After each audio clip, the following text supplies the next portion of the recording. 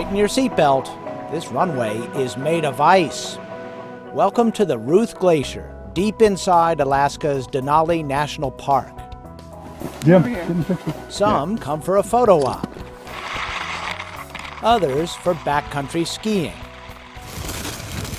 But this is no vacation for University of Maine paleoclimatologist Karl Kreutz and his team. For them, time on the ice is all part of the job.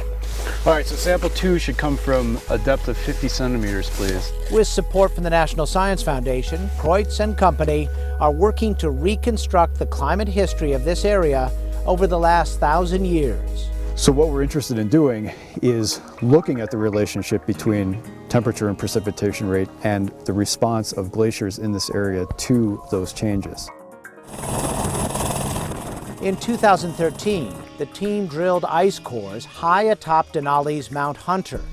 By carefully analyzing ice layers inside the cores, the team has come up with a record of temperature change in the Alaska Range over the last millennium.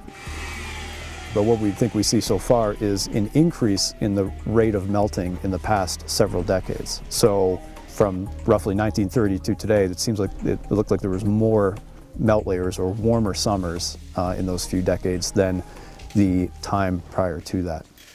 This tracks with what scientists have observed in recent years. Most of the world's mountain glaciers, including nearly all in Alaska, are retreating. The vast majority of glacier ice on our planet lies in Greenland and Antarctica. And so it should come as no surprise that's where most of the attention and scientific effort is. But the people who come to the mountains and the glaciers here say the ice here shouldn't be overlooked. Assuming the melting trend continues, and Kreutz thinks it will, these alpine glaciers will make a significant contribution to global sea level rise in the coming decades. The estimate now is something on the order of 1 meter of sea level rise is locked up as ice in mountain and valley glacier systems. This season, the team turned its focus to the Ruth. Geophysicist Seth Campbell is using ground-penetrating radar to direct pulses of energy down through the ice to map its depth. Until now, scientists have had to do a lot of guesswork as to how much ice is here. A lot of these glaciers, we don't really have a good estimate of total ice volume. We don't have an estimate of total ice depth, and there's give or take 60 to 100,000 glaciers in Alaska. Of that, maybe 10 have been studied significantly. The team also uses snow pits and radar to estimate the prior year's winter snow accumulation.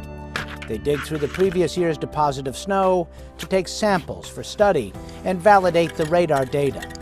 But by digging a pit and seeing, in fact, how much snow has fallen this past year and comparing the actual observation to the radar signal, we can have more confidence.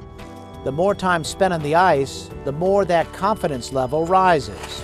And this team is all about getting the facts nailed down cold. For Science Nation, I'm Miles O'Brien.